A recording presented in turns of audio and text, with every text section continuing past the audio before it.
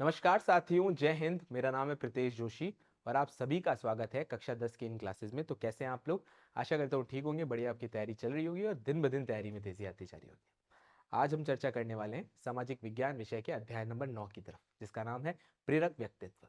अगर मैं इस चैप्टर की बात करता हूं तो हमने यहाँ पर चर्चा करी थी कि किस प्रकार ऐसे महानुभव, ऐसे व्यक्तित्व जिसने पूरे के पूरे समाज को बदल के रख दिया, समाज के अंदर जितनी भी कुरीतियां थी उनको कम करके समाज को एक नई राह दिखाने का काम इन सभी व्यक्तित्व ने किया। तो चलिए हम चर्चा करने वाले हैं प्रेरक व्यक्तित्व के भाग नंबर 2, जिसमें हम पढ़ेंगे कुछ समाज सुधारकों के बारे में। तो हम कौन कौन से समाज सुधारकों के बारे में बात करेंगे? हम बात करेंगे संत दादू के बारे में, जसनाथ जी के बारे में, आचार्य भिक्षु के बारे में, साथ साथ में जाम्भू जी के बारे में, रामचरण जी के बारे में और साथ साथ में संत पीपा के बारे में। इनके अलावा मीराबाई, पन्नाधाय, संत माव जी, गोविंद गुरु और कालीबाई के बारे में हम चर्चा करेंगे और इन सभी के योगदान के बारे में देखेंगे कि किस प्रकार समाज के अंदर जो है इन्होंने अपने अपने योगदान दिए। तो इस कड़ी में सबसे पहले चर्चा करेंगे संत दादू के बारे में। संत दादू एक ऐसे संत जिन्होंने समाज को पूर्णतः बदला और साथ साथ में निर्गुण भक्ति की पूरी की पूरे राजस्थान के अंदर अलग जगाई। ऐसे संत जो अकबर से भी मिले और ऐसे संत जिन्हें कहा जाता है राजस्थान का कबीर। तो चलिए हम बात करते हैं दादू पंथी के बारे में, दादू पंत के बारे में और दादू दयाल के बारे में। चलिए, दादू दयाल के बारे में हमें सबसे पहले तो बात याद रखनी है कि 16वीं सदी के वे प्रमुख संत थे। इनका जन्म जो है वो फाल्गुन शुक्ल अष्टमी को हुआ, 1601 को अहमदाबाद के अंदर हुआ। अब यहाँ पर ध्यान रखने वाली बात यह है कि दादू दयाल को राजस्थान का कबीर भी कहा जाता है। क्या कहा जाता है साहब? राजस्थान का कबीर भी कहा जाता है। अब आप कहोगे साहब राजस्थान का कबीर इस वजह से कहा होगा कि साहब जिस प्रकार कबीरदास जी निर्गुण भक्ति से जुड़े हुए थे, दादू दयाल भी निर्गुण भक्ति से जुड़े हुए थे। ये तो है ही कारण, लेकिन इसके कारण यह है कि दादू दयाल स्वयं भी कबीर से जुड़े हुए थे। ऐसा कहा जाता है कि स्वामी दादू दयाल के गुरु, जिन्हें बुढ़ानंद या वृद्धानंद के नाम से जाना जाता है, वो उनके भी गुरु थे कबीर। तो इस वजह से वो प्रत्यक्ष अप्रत्यक्ष तौर से कबीर से भी जुड़े हुए थे। बचपन में ही इनका विवाह कर दिया गया था। दादू दयाल का विवाह कर दिया गया था। इनके 2 पुत्र और 2 पुत्रियां थी। पत्नी की मृत्यु होने के बाद इन्होंने अपना जीवन साधना में लगा दिया। 11 वर्ष की उम्र में इन्हें बुढ़न या फिर जिन्हें वृद्धानंद के नाम से जाना जाता था, वृद्धानंद के नाम से जाना जाता, उन साधु से जा मिले और इन्हें ब्रह्म के दर्शन करवाए। इन्हें ब्रह्म के दर्शन कराए। उक्त साधु को इन्होंने अपना गुरु बनाया और निर्गुण निरंकार ब्रह्म की उपासना में लग गए। यानी कौन सी भक्ति से जुड़े हुए थे? तो साहब हमें याद रखना है, निरंकार या फिर निर्गुण भक्ति से जुड़े हुए थे। राजस्थान के अंदर निर्गुण भक्ति के अलग जगाने वाले कहें तो साहब किसको कहेंगे? दादू दयाल को। दीक्षा लेकर उनकी ये साधना के अंदर तल्लीन हो गए। यद्यपि इनका जन्म अहमदाबाद में हुआ था, लेकिन इनका राजस्थान में सांभर के पास नरेना में अपनी कर्मस्थली थी।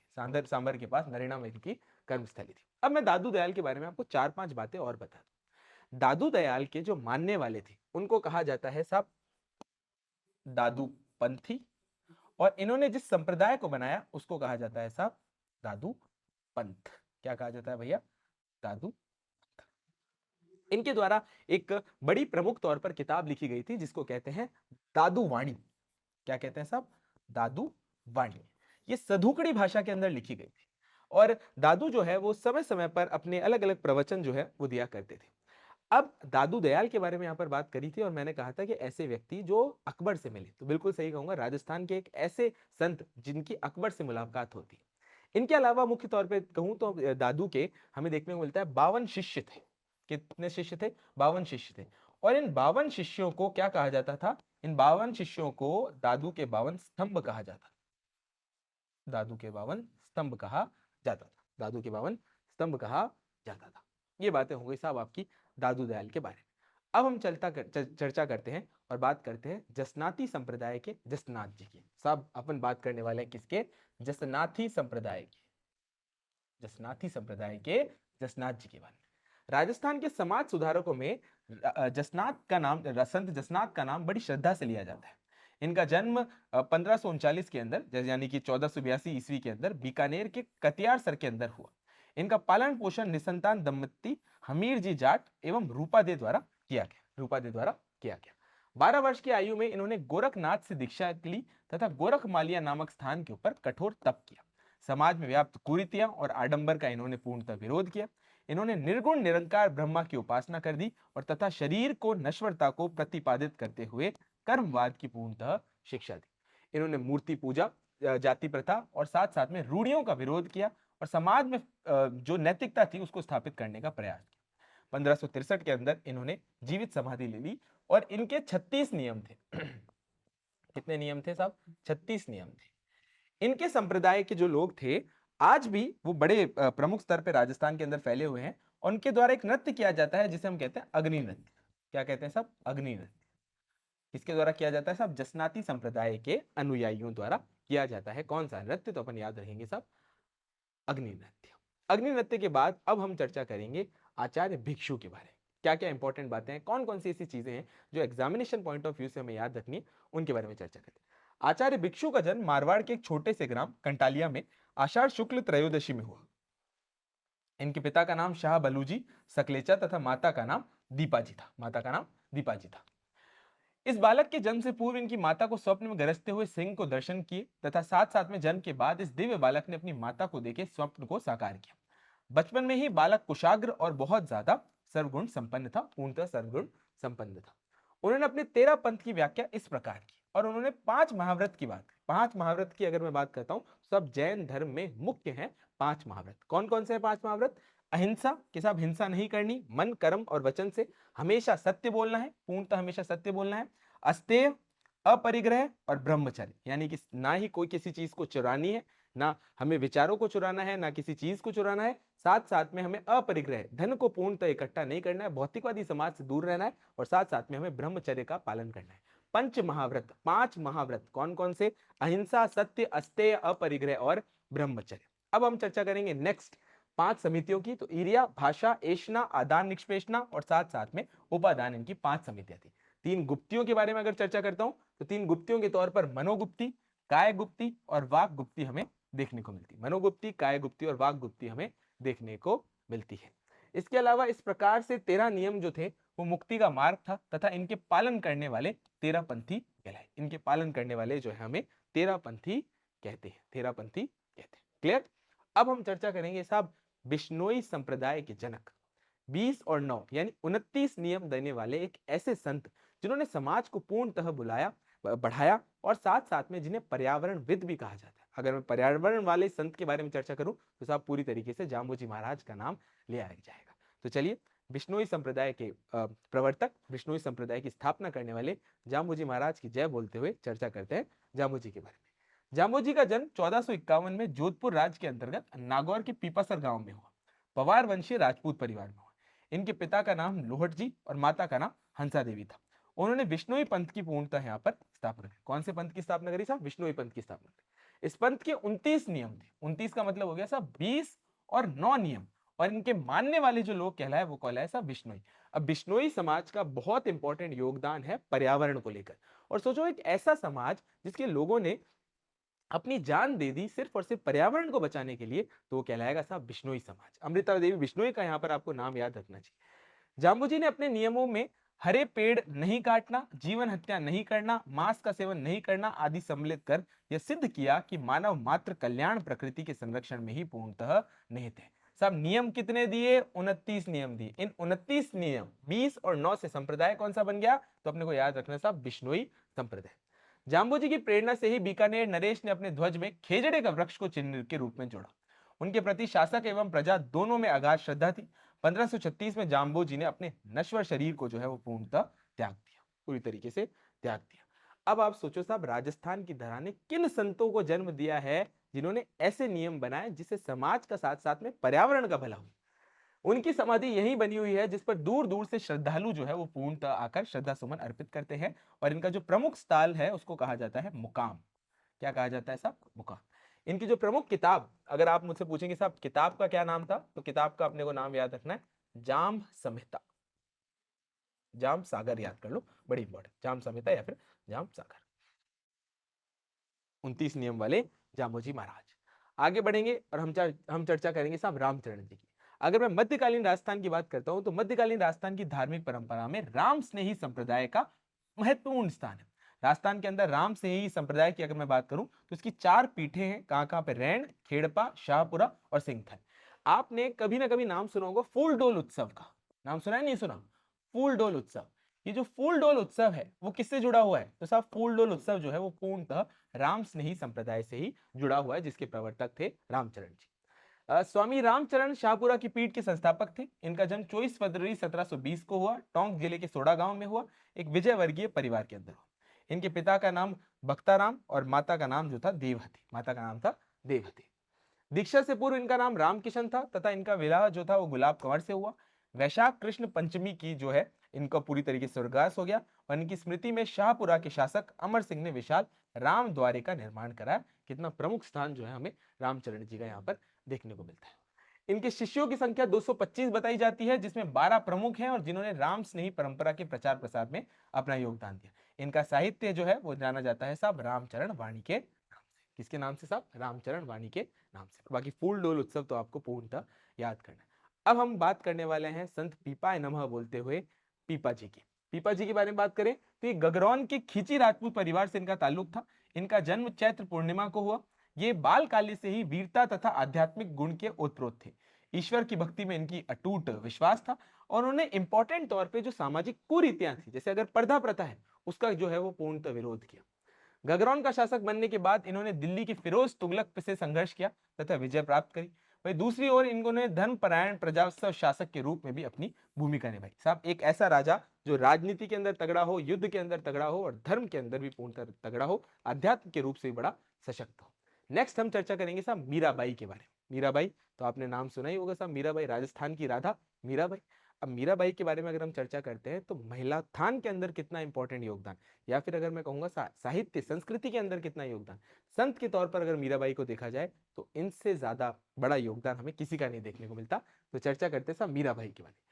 मीराबाई भक्ति काल से कृष्ण भक्ति की सगुण धारा की प्रमुख थी। देखो अगर मैं भक्ति धारा की बात करता हूं तो एक तो हमें देखने को मिलता है सगुण भक्ति और एक हमें देखने को मिलते हैं सब निर्गुण भक्ति। सगुण भक्ति में जिसमें ईश्वर को आकार के रूप में पूजा जाता है, जिसमें मूर्ति पूजा की जाती है, जैसे कृष्ण की पूजा अगर की जा रही। निर्गुण भक्ति में ईश्वर को निरंकार माना जाता है, मूर्ति पूजा का वहां पर पूर्णतः विरोध होता है। क्योंकि मीराबाई जो है वो पूर्णतः कृष्ण भक्ति के अंदर लीन थी, सगुण भक्ति की मुख्य धारा से जुड़ी हुई थी, तो हमें यहाँ पर याद रखना है। इनका जन्म नागौर जिले के कुड़की गांव में 1498 में हुआ। इनके पिता राठौड़ वंशीय राव दूधा और पुत्र रतन सिंह थे। इनके पिता पुत्र रतन सिंह थे। इनका विवाह जो है हमें देखने, इनके पिता राठौड़ वंशीय राव दूधा के पुत्र रतन सिंह थे। मीराबाई बचपन में ही कृष्ण की अनन्य भक्त थी। 1519 के अंदर मीराबाई का विवाह महाराणा सांगा के पुत्र भोजराज से हुआ। भक्ति रस में डूबी हुई मीरा 1556 में संदेह द्वारिका मंदिर के 4 भुआ की मूर्ति में जो है वो पूर्णतः समा गई, पूर्णतः समा गई। और मैं यहाँ पर एक अगर बात करूं कि महात्मा गांधी ने मीराबाई को पहली सत्याग्रही कहा, क्योंकि जो समाज से लड़ रही थी, अपनी भक्ति के लिए, अपने भक्ति रस के लिए, अपने भगवान कृष्ण के लिए, समाज से, अपनों से लड़ रही थी। कितने सारे इनके ऊपर जो है हमले हुए, लेकिन पूर्णतः ये भक्ति के अंदर लगी रही। तो इस वजह से महात्मा गांधी ने मीराबाई को पहली सत्याग्रही भी कहा है। ये भी ध्यान रखने वाली बात। मीराबाई की भक्ति का शास्त्र प्रेम, शास्त्र जिसमें माधुर्य और विरह की तड़पन और समर्पण है। यही कारण है कि मेड़ता के 4 भुजा मंदिर और चित्तौड़ का मुरलीधर जनसाधारण में मीरा मंदिर के नाम से अधिक जाना जाता है। मीराबाई के भजन हरजस कहलाते हैं। ये बड़ी इंपॉर्टेंट बात है, ध्यान रखने वाली बात है कि मीराबाई के भजन जो है वो हरजस कहलाते हैं। नेक्स्ट अपन चर्चा करेंगे और बात करेंगे साहब पन्नाधाय के बारे में। एक ऐसी महिला जिसने अपने पुत्र का त्याग कर दिया सिर्फ और सिर्फ अपनी मातृभूमि के लिए, अपने मातृभूमि के वंश के लिए। तो चर्चा करते हैं पन्नाधाय के बारे में। पन्नाधाय का नाम राजस्थान नहीं अपितु संपूर्ण भारत के अंदर मातृत्व के बलिदान के रूप में बड़ी श्रद्धा के साथ लिया जाता है। महाराणा सांगा की मृत्यु के बाद मेवाड़ में राजनीतिक अस्थिरता का माहौल जो था वो पूर्णतः फैल गया था। इतने में ही हम देखते हैं कि सांगा की मृत्यु के बाद रतन सिंह मेवाड़ के महाराणा बने।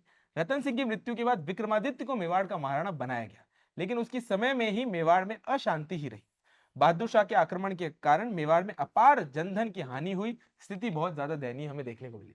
राजस्थान की स्वामीवत वीरांगना जिसने अपने पुत्र का बलिदान करके मेवाड़ के राजवंश को पूर्णतः बचाया, और आज भी इतिहास में पन्नाधाय के बलिदान को सम्मान से देखा जाता है। ऐसी महिला जिन्होंने पन्नाधाय, ऐसी महिला जिन्होंने अपने बेटे का त्याग करके, अपने मातृत्व का त्याग करके मारवाड़ के वंश मेवाड़ के वंश को पूर्णतः बचाया। अब आप सोचो भैया, इतना बड़ा त्याग जो है वो पूर्णतः कौन कर सकता है। नेक्स्ट हम चर्चा करेंगे मावजी के बारे में। अगर मैं वागड़ क्षेत्र की बात करता हूं, देखो भाई आराम से समझो इस बात को। ये वाला जो क्षेत्र जिसमें बांसवाड़ा और साथ साथ में डूंगरपुर के क्षेत्र है, ये वाला जो क्षेत्र है ये कहलाता है बेटा वागड़। अगर मैं कहूं साहब वागड़ का धनी, या मैं ऐसा कहूंगा साहब के वागड़ क्षेत्र के अंदर अध्यात्म की अलग जगाने वाले, तो अपन याद रखेंगे साहब संत मावजी का नाम। राजस्थान का वागड़ प्रदेश प्राकृतिक संसाधनों की दृष्टि से संपन्न प्रदेश था तथा यह आदिवासी बहुत इलाका था। यहाँ पर आदिवासी और गैर आदिवासी दोनों ही संप्रदायों के लोगों द्वारा धार्मिक आंदोलन जो है वो पूर्णतः चलाए गए। यहाँ के प्रमुख संतों में संत दुर्लभ जी, संत गौरीबाई सुरमाओ, अभय सिंह जी, ऋषि अखंडानंद जी, संत सुरमालदास जी और गोविंद गिरी जी महाराज इस श्रृंखला के अंदर एक बड़े प्रमुख हुए। साथ साथ में संत माव जी, संत माव जी का जन्म माघ शुक्ल एकादशी को सबला गांव के अंदर औदिच्य परिवार में हुआ। इनके पिता दालम ऋषि व माता केसर देवी थे। इनके गुरु जो थे उनका नाम था साहब सहजानंद। हमें देखने को मिलता है बचपन से ही ये अजीबो गरीब अटखेलियां करते थे। मावजी साहित्यकार भी थे। इन्होंने मेघ सागर, प्रेम सागर, रत्न सागर, श्याम सागर और अनंत सागर नामक काफी सारे ऐसे ग्रंथ लिखे। लेकिन इन ग्रंथों में जो सबसे इंपॉर्टेंट ग्रंथ था उसे कहते हैं साहब चोपड़ा। क्यों? क्योंकि साहब ये ऐसा ग्रंथ था जो पूर्णतः भविष्य कहानियां करने वाला ग्रंथ था। मावजी के भक्त इन्हें कृष्ण का अवतार के रूप में पूजते थे। आज विनेश्वर धाम आदिवासियों के तीर्थ स्थल के रूप में माना जाता है, जहां प्रतिवर्ष माघ पूर्णिमा को एक महाकुंभ जो है लगता है। और ये विनेश्वर धाम जो है वो हमें देखने को मिलता है सब डूंगरपुर के अंदर स्थित है। विनेश्वर धाम, विनेश्वर धाम के बारे में मैं आपको यहाँ पर बताता हूँ कि यहाँ पर आपको नदियों का संगम देखने को मिलता है। और ये जो गांव है, ये जो धाम है, वो अपने आप में बहुत ज्यादा फेमस है। क्यों? क्योंकि ये संत माव जी की तपोभूमि के नाम से जाना जाता है। यहाँ पर जिस प्रकार यहाँ पर लिखा हुआ है साहब महाकुंभ, यहाँ पर आदिवासियों का महाकुंभ कहा जाता है। इंपॉर्टेंट बात ये है, इस पूरे के पूरे उसको आदिवासियों का महाकुंभ कहा जाता है। आदिवासियों का कुंभ जो है पूर्णतः कहा जाता है। आदिवासियों का कुंभ जो है पूर्णतः कहा जाता है कि आसपास के क्षेत्र के जो आदिवासी जिन जो कि संत माव जी से आध्यात्मिक तौर पर जुड़े हुए थे वो यहाँ पर पूर्णतः आते हैं। अब मैं चर्चा करूंगा, जब आदिवासियों की बात हुई है तो हम चर्चा करेंगे साहब गोविंद गुरु। गोविंद गुरु एक ऐसे संत जिन्होंने आदिवासियों के जन जागरण के अंदर बड़ा इंपॉर्टेंट और महत्वपूर्ण योगदान दिया। और अगर मैं कहूंगा साहब गोविंद गुरु की बात, तो गोविंद गुरु ने सिर्फ और सिर्फ उनके जन जागरण के लिए काम नहीं किया, उनकी कुरीतियों को पूर्णतः खत्म किया और साथ साथ में उनको मुख्य धारा से जोड़ने का बड़ा इंपॉर्टेंट प्रयत्न किया।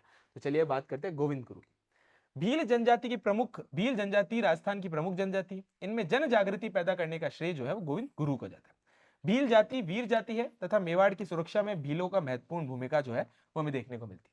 भील धनुर्विद्या में भी पारंगत थे। समय समय में इनकी प्रतिष्ठा सम्मान में भी कमी आई तथा ब्रिटिश काल में आर्थिक शोषण के कारण इनकी स्थिति पूर्णतः दयनीय हो गई। अब स्थिति क्या हुई साहब देखो, जब मध्यकालीन समय था, जब राजवंशों का समय था, जब हमें राजवंशों का समय देखने को मिलता है, तब तो भील जाति की स्थिति अच्छी थी। क्यों? क्योंकि एक वीर जाति के तौर पर जानी जाती थी। लेकिन अब जैसे ही आधुनिक काल आया, जैसे ही आधुनिक काल आया और इस आधुनिक काल के अंदर हमें देखने को मिलता है कि ताकत किसकी बढ़ गई? तब ब्रिटिश की बढ़ गई, अंग्रेजों की बढ़ गई। तब इन अंग्रेजों ने भील जाति का पूर्णतः शोषण करने की शुरुआत कर दी। भील आंदोलन के प्रणेता जो थे वो थे गोविंद गुरु। इनका जन्म बासिया गांव में 1858 ईस्वी में बंजारा परिवार के अंदर हुआ। बंजारा परिवार में जन्मे गोविंद गुरु जो थे वो स्वामी दयानंद सरस्वती से बड़े प्रभावित थे वैचारिक रूप से। ये दयानंद सरस्वती के संपर्क में आए और इन्होंने जनजातियों के लिए सेवा करने का प्रण लिया। उन्होंने बासिया गांव में धूनी और निशान स्थापित किया और डूंगरपुर, ईडर, गुजरात तथा मेवाड़ के भीलों और गरासियों को पूर्णतः एकत्रित कर अंधविश्वासों को मिटाने का तथा मांस मदिरा आदि के सेवन न करने की पूर्णतः शिक्षा दी। यानी भीलोत्थान के लिए, मैं कहूंगा सब भीलों के उत्थान, गरासिया जनजाति के उत्थान के लिए बड़े प्रमुख कार्य करे। उनको मुख्य धारा से जोड़ने के लिए, उनको एक ऐसी राह दिखाने के लिए जो सही है, बड़े प्रयत्न किए। इन्होंने संप सभा की स्थापना करी। संप का अर्थ होता है प्रेम। गोविंद गुरु ने संप सभा का प्रथम अधिवेशन 1903 में गुजरात स्थित मानगढ़ की पहाड़ी पर आयोजित करवाया तथा प्रतिवर्ष यही पर ही एक अधिवेशन जो था वो पूर्णतः आयोजित होने लगा। भील व गरासियों में बढ़ती जागृति से शासक वर्ग जो था वो चिंतित हो गया और 1908 में आयोजित अधिवेशन में विशाल जन समूह के चारों ओर से घेर लिया और ब्रिटिश सेना द्वारा गोलियों की यहाँ पर पूर्णतः बौछार कर दी गई। ऐसा कहा जाता है कि मानगढ़ के अंदर ये हुई बड़ी हिंसा हमें देखने को मिलता है। इसके अंदर 1500 आदिवासी जो थे वो पूर्णतः शहीद हुए। और इसको कहा जाता है क्या? इसको कहा जाता है सब राजस्थान का जलियांवाला बाग। भले ये राजस्थान जलियांवाला बाग से पहले हुआ था, लेकिन ये एक ऐसी विभत्स घटना थी जिसने जनजातियों नहीं पूरे के पूरे भारत को इस बारे में पता लगाया कि अंग्रेजों का असली चेहरा कैसा है। अंग्रेजों ने तो बड़े शोषण किए, लेकिन उस समय के हमें देखने को मिलता है कि अंग्रेजों से प्रभावित कुछ राजाओं ने भी यहाँ पर ऐसे शोषण किए। और ऐसे हम चर्चा करने वाले कालीबाई भील के बारे में। एक ऐसी बालिका जिसने अपने शिक्षक के लिए कितना बड़ा बलिदान दिया। आइए चर्चा करते हैं कालीबाई के बारे में। राजस्थान की वीरांगनाओं में केवल राजपूत स्त्रियां ही नहीं थी, अपितु समाज के अन्य वर्गों की महिलाओं के नाम भी उल्लेखनीय है। इनमें राजस्थान के डूंगरपुर जिले की भील वीरांगना, जिन्हें कालीबाई के नाम से उल्लेखनीय है, उनका भी बड़ा प्रमुख योगदान है। राजस्थान में राजनीतिक जनजागृति के प्रभावित आदिवासियों पर भी पड़ा। आदिवासियों में आजादी की अलग जागृत हो रही थी। अब स्थिति धीरे धीरे बढ़ रही थी। गोविंद गुरु और काफी सारे ऐसे बड़े समाज सुधारक थे जिनके योगदान से अब जनजातियों के अंदर भी हमें देखने को मिल रहा था कि क्या सही है और क्या गलत है, वो पूर्णतः पता चल रहा था। ये अलग जो है वो जग रही थी। इसका प्रारंभ डूंगरपुर रियासत के रास्तापाल ग्राम से हुआ। क्या हुआ सर रास्तापाल के अंदर? डूंगरपुर रियासत के महारावल नहीं चाहते थे कि इस रास्तापाल इलाके के अंदर शिक्षा का प्रसार हो, लेकिन यहाँ के आदिवासी नेता जिनका नाम था नानाभाई खाट ने आदिवासियों के जनजागृति के लिए शिक्षा को ही सर्वोत्तम जो है सर्वश्रेष्ठ मार्ग माना और यहाँ पर एक स्कूल की स्थापना करी। उन्होंने रास्तापाल में एक विद्यालय की स्थापना करी और एक विद्यालय में शिक्षक के रूप में सेंगाबाई को नियुक्त किया। डूंगरपुर महारावल को यह बात पूर्णतः पसंद नहीं थी। वो चाहते ही नहीं थे कि साहब इस इलाके के अंदर शिक्षा का प्रसार हो, क्योंकि अगर शिक्षा का प्रसार होगा तो शोषण के खिलाफ जो है यहाँ पर आवाज उठी जाएगी। विद्यालय बंद करने के लिए कहा गया और बाद में नानाभाई नहीं माने तो 19 जून 1947 को पुलिस अधिकारियों के साथ जो है जवान भेज दिए गए और हमें स्थिति देखने को मिलती है कि विद्यालय पूर्णतः बंद करने के लिए कहने की बातें हुई। बंद करने के बाद भी बंद अगर नहीं हुआ तो पुलिस ने जवानों से नानाभाई और सेंगाभाई की बंदूक के बट व बैत से पिटाई का प्रारंभ कर दिया। इस संघर्ष में नानाभाई की मृत्यु हो गई तथा सेंगाभाई को पुलिस वाले जो है वो अपने ट्रक से रस्सी से बांध लिया और पूर्णतः खींचने लगे। आपने पिक्चरों के अंदर देखा था कि किस प्रकार विलन जो है ऐसे काम करता है, लेकिन यहाँ पर उन पुलिस अधिकारियों द्वारा ऐसा काम किया गया। जनसाधारण आतंक से भी भय इसकी मूकदर्शक बना रहा, लेकिन भील बालिका कालीबाई ने नहीं रहा गया और उसने आगे बढ़कर ट्रक की रस्सी को काट दिया तथा सेंगाबाई को उठाने के लिए आगे बढ़ी। अपने शिक्षक के लिए लड़ने के लिए कालीबाई पूर्णतः तैयार थी। जनसाधारण जो था वो चुपचाप मूक बैठा हुआ था और उसको इससे कोई लेना देना नहीं था, क्योंकि डर था मन में। लेकिन कालीबाई जो है वो डर से कोसों दूर थी। उसने पूरी तरीके से वो रस्सी काटी और अपने शिक्षक को बचाने की कोशिश करी। पुलिस ने कालीबाई को रोका पर वे नहीं रुकी। इस पर पुलिस ने उत्तेजित होकर गोली चला दी और गोली कालीबाई को लगी और वे घायल हो गई। घायल अवस्था में उसने अस्पताल ले जाया गया, जहां उपचार के दौरान उन्होंने पूर्णतः दम तोड़ दिया। इस प्रकार हम देखेंगे कि साहब राजस्थान में सिर्फ और सिर्फ वीर ही नहीं, वीरांगनाओं का कितना बड़ा योगदान है। और इसी वजह से तो हम कहते हैं साहब रंग रंगीला राजस्थान देश का एक ऐसा राज्य जिसने वीर वीरांगनाओं को जन्म दिया, एक ऐसी धरती जो सिर्फ और सिर्फ वीर और वीरांगनाओं को पूर्णतः जन्म देती है। तो शुरुआत करी थी हमने दादू से और अंत किया हमने कालीबाई पर। तो सोचो भाई कितना बड़ा इंपॉर्टेंट योगदान था इन सभी लोगों का। तो आज की क्लास यहीं तक ही। आशा करता हूं आपको ये क्लास अच्छी लगी होगी। मिशन ज्ञान के परिवार के साथ बने रहें और इन क्लासेस को निरंतर शेयर कीजिए। अंत में एक ही बात, भारत है मेरी जान और मिशन है मेरा ज्ञान। जय हिंद, जय भारत और जय Rajasthan. Thank you so much.